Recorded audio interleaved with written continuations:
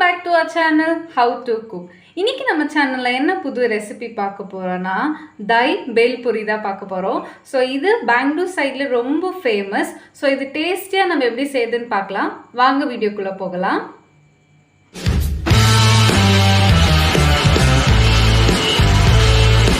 So இந்த டிஷ்ஷுக்கு தேவையான இன்க்ரீடியன்ஸ் எல்லாம் நான் வச்சுருக்கேன். ஸோ நான் ஒரு ஆனியனை நல்லா சாப் பண்ணி எடுத்திருக்கேன். அப்புறம் ஒரு தக்காளி, அப்புறம் கொஞ்சம் கொத்தமல்லி, அப்புறம் கேரட், அப்புறம் ஒரு ஹாஃப் லெமன், அப்புறம் ஒரு 3 பல்லு பூண்டு, அப்புறம் கொஞ்சம் உப்பு, அப்புறம் மிளகாத்தூள், அப்புறம் மஞ்சள் தூள். இந்த மிளகாத்தூளில் நான் தனியாத்தூளும் மிளகாத்தூளும் நான் ரெண்டுமே ஒன்றாவே கலந்துருக்கேன். ஸோ நீங்கள் தனியாத்தூள் தனியாக மிளகாத்தூள் தனியாக போட்டால் கூட ஒன்றும் பிரச்சனை இல்லை. அப்புறம் 1 கப் பொரி எடுத்திருக்கேன். ஸோ இன்னொரு சீக்ரெட்டான இன்க்ரீடியன்ட் நான் போக போக உங்களுக்கு சொல்கிறேன். பார்த்திங்கன்னா நான் ஒரு பக்கம் கடாய் வச்சுருக்கேங்க. இப்போது ஜஸ்ட் ஒரு 2 டேபிள் ஸ்பூன் எண்ணெய் விட்டுருக்கேன். ஸோ இந்த எண்ணெய் நல்லா கொதிச்சுமே நம்ம என்ன பண்ணோன்னா லைட்டாக அந்த பொரியை நம்ம டாஸ் பண்ணி எடுத்துக்கணும். எனக்கு தெரிஞ்சு அந்த டேஸ்ட்டை என்ஹான்ஸ் பண்ணுறதே அந்த டாஸ் பண்ணும் போது தான். ஸோ எண்ணெய் காஞ்ச உடனே நம்ம அதை டாஸ் பண்ணி எடுத்துக்கலாம். ஸோ எண்ணெய் காஞ்சிச்சு. ஃபஸ்ட்டு நம்ம பூண்டு போட்டுக்கலாம். பூண்டு போட்டுட்டு நெக்ஸ்ட்டு மஞ்சள் தூள், அப்புறம் மிளகாய்த்தூள் போட்டுட்டு ஜஸ்ட் லைட்டாக இப்படி மிக்ஸ் பண்ணிவிட்டு, அது கருகெல்லாம் கூடாதுங்க. ஸோ பார்த்துக்கோங்க. லோ ஃப்ளேமில் வச்சுட்டு நம்ம வச்சுருக்கிறதான அந்த பொரியை நம்ம போட்டுக்கலாம். ஸோ நான் இதில் டேஸ்ட்டுக்கு ஏற்ற மாதிரி கொஞ்சம் கடலை, அப்புறம் பட்டாணி அதெல்லாம் போட்டிருக்கேன். ஸோ உங்களுக்கு பிடிக்கலன்னா நீங்கள் அவாய்ட் பண்ணிக்கலாம். ஸோ இதை மிக்ஸ் பண்ணிவிட்டு ஜஸ்ட் லைட்டாக அப்படி மிக்ஸ் பண்ணிவிட்டு எடுத்தால் போதும். ஸோ இது சூடாகணுன்னாலாம் ஒன்றும் இல்லைங்க. ஜஸ்ட்டு நம்ம அந்த அந்த ஸ்பைசஸ் அதுக்குள்ளே போகணும். அதுக்காக தான் நம்ம இதை டாஸ் பண்ணுறது. ஸோ மேஜர் ரோலே இதுதாங்க. ஸோ இந்த ரோலை மட்டும் மிஸ் பண்ணிடாதீங்க.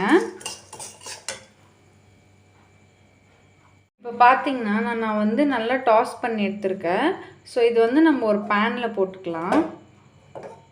நான் அப்படியே ஒரு பவுலுக்கு நான் ட்ரான்ஸ்ஃபர் பண்ணிக்கிறேங்க.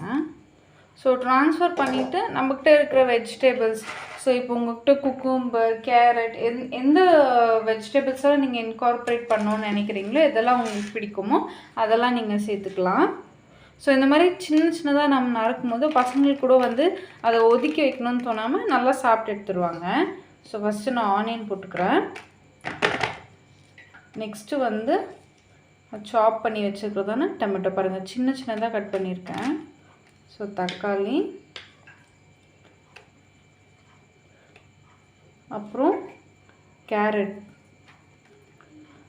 குக்கும்பர் இருந்தால் குக்கும்பர் கூட நீங்கள் ஆட் பண்ணிக்கலாம்.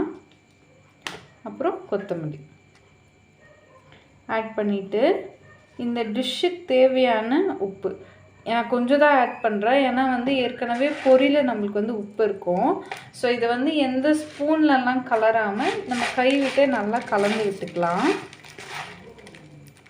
யூஸ்வலாக இந்த சம்மர் ஹாலிடே டைம்ஸில் பசங்க ஸ்நாக்ஸ் கேட்டு தொல்லை பண்ணி எடுத்துருவாங்க. ஸோ இந்த மாதிரி ஈவினிங் ஸ்நாக்ஸ் நீங்கள் டேஸ்டியாக ஹெல்த்தியாக செஞ்சு கொடுத்தீங்கன்னா பசங்க நல்லா சாப்பிட்டு எடுத்துருவாங்க.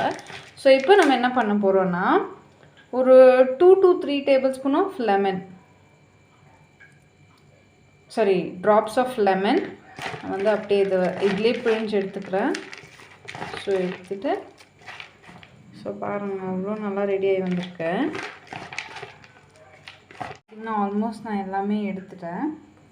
ஸோ இப்போ லைட்டாக கொஞ்சோண்டு ஜஸ்ட் ஒரு 2 to 3 drops of tomato sauce விட்டுக்கிறேன். அப்புறம் இந்த ரெசிபிக்கான மெயின் இன்க்ரீடியன்ட் ஃபேவரட், அப்புறம் இதுதான் அந்த டேஸ்ட்டே என்ஹான்ஸ் பண்ணும். ஸோ இந்த ரெசிபிக்கு தேவையான ஒரே ஒரு ஸ்பூன் தான். ஸோ இதுதான் அந்த தை மேஜிக் ரெசிபி. போட்டுட்டு ஒரு வாட்டி நல்லா கலந்து விட்டுருங்க. ஸோ அவ்வளோதாங்க. ஸோ இப்போ பார்த்திங்கன்னா டொமேட்டோலாம் ரொம்ப சீப்பாக கிடைக்குது. ஸோ திடீர்னு ப்ரைஸ் இன்க்ரீஸ் ஆகும். ஸோ இப்போ நம்ம இந்த வெயில் காலத்துக்கு என்ன பண்ணலான்னா டொமேட்டோ வாங்கிட்டு அதை நல்லா கொதிக்க வச்சு அந்த பியூரியை எடுத்துட்டு நம்ம அதில் வந்து வினிகர் ஆட் பண்ணி அதை வந்து நம்ம ஒரு ஏர்டைட் கண்டெய்னரில் வந்து நம்ம ஸ்டோர் பண்ணி வச்சுக்கலாம். இப்போ திடீர்னு டைம் ஆயிடுச்சு, அப்போ நீங்கள் வந்து ஈஸியாக எண்ணெய் ஊற்றிட்டு வெங்காயம் போட்டு தாளிச்சிட்டு அந்த பியூரி ஊற்றிட்டிங்கன்னா டொமேட்டோ சட்னி ரெடி ஆகிடும். ஸோ இது ஒரு டிப்புங்க. ஸோ நம்ம தயிர் பூரி ரெடி ஆயிடுச்சு. ஸோ நம்ம இதை இப்போ டிஸ்பிளே பண்ணலாம். ஸோ இப்போ பார்த்திங்கன்னா ரொம்ப டேஸ்டான, ரொம்ப டயட் ஃப்ரெண்ட்லியான நம்ம வந்து தயிர் பூரி ரெடி ஆயாச்சு. ஸோ இது ரொம்ப சிம்பிளான ஒரு ரெசிபி. இது பசங்க கூட இதை ட்ரை பண்ணலாம், ரொம்ப நல்லாயிருக்கும். ஸோ இந்த வீடியோ அவ்வளோதான். பார்த்ததுக்கு ரொம்ப நன்றி. See you in the next video. Until then, tata. Bye-bye.